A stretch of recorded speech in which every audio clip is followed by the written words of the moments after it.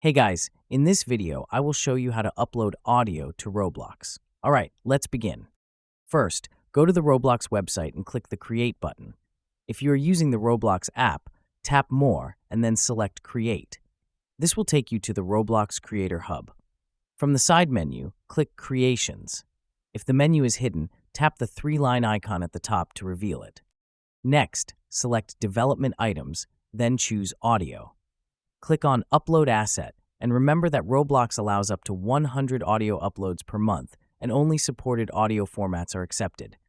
Click the Upload button, select the audio file you want to upload, and click Open. Add a name and description for your audio, then click Upload to submit it. Once uploaded, select your audio and scroll to the Distribution section. If you want other users to access and use your audio in their experiences, enable Distribute on Creator Store. In some cases, you may need to click Submit for review before your audio is available publicly. Click Save Changes when done. So that's basically how you can upload audio to Roblox.